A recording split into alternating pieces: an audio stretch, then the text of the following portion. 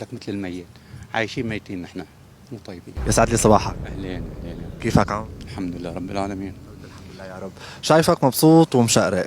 كيف صارت الحياة قدامك؟ لك هلا الحمد لله يعني صرت تعرف حالك انت ليش عايش. في الاول ما كنت عارفان حالك ليش عايش، في اي وقت تحس حالك انه رحت ببلاش.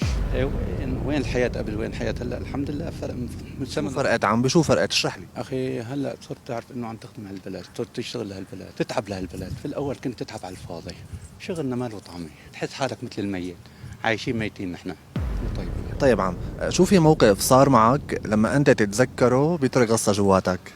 كثير بس عاد ما بنساه انا هذاك. كنت واقف عند ضاحية الاسد.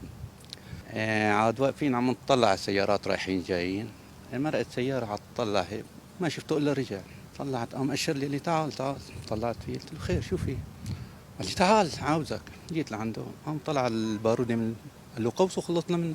قلت له لك شو عامل؟ قال لي لا تحكي ولا كلمة. وبلش كلام طالع نازل. قلت له وحد الله شو عم؟ قال لي لا تحكي ولا كلمة. قال له قوس وخلصنا منه.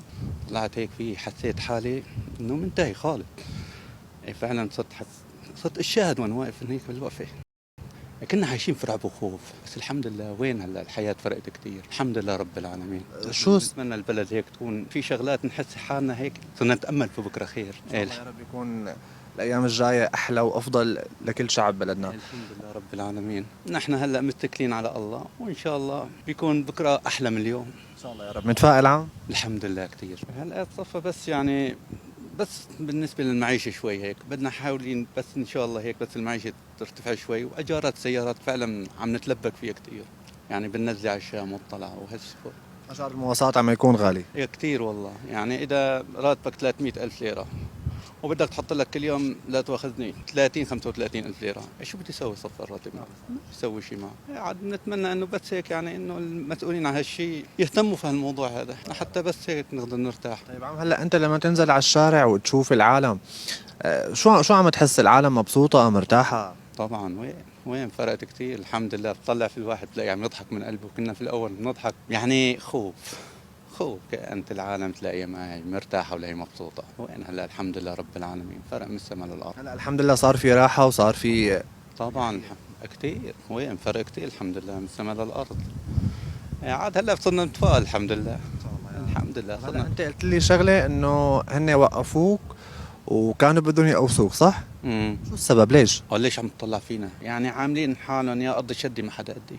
لا بس لانك كنت عم تطلع فيه. تطلع طلعت فيهم. قال ليش عم تطلع فيهم؟ قلت لك قال له خلص قوس وخلصنا منه. اوسوا ما عم في مجال. فعلا رعبه ما بنساها هذيك الرعبه. عم تحاربني في سلاحك، انت حاربني وجه لوجه لأقدر اورجيك الرجوليه، بس مو الرجوليه في سلاح انه تحمل سلاحك عليك وتطلع فيي هيك. فعلا حسيت غصه ما بتروح من بالي هذيك الايام.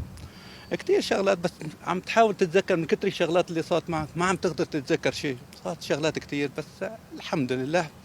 المهم هلا الحمد لله عايشين. بتسامحهم؟ قلبنا طيب نحن، وسوريا قلبها طيب، نحن كرمة كثير. والمسامح اكيد بضله كريم. سامح كريم الله يسامحهم. طيب عم، انت اليوم كمواطن سوري عم تشوف لسه في معاناة بالمواد الاساسية، بالاكل، بالشرب؟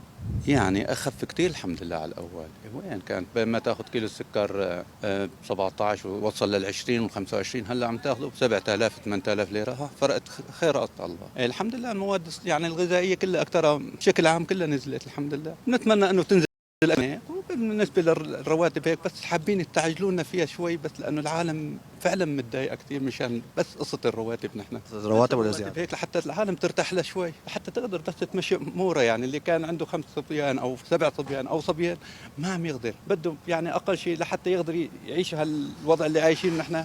مو من تحت 3 الوضع اللي عايشين، بدك 3 مليون او مليونين ونص اقل ما يمكن تعيش عايشه. يعني ها الحمد لله تمشي هيك مع السيار اللي ماشي فيه. طيب عم، بدي منك كلمة أخيرة لقيادة سوريا الجديدة. الله يحميها الله يحميها الحمد لله رب العالمين. نحن ما تفائلنا غير على دورهم الحمد لله. هن اللي زرعوا فينا الأمل والتفاؤل. طبعا وين كنا وين صرنا الحمد لله. فرق من السماء للأرض الحمد لله. طيب عم، شكرا كثير لك، الله يعطيك العافية. الله يعطيكم العافية والله يحميكم.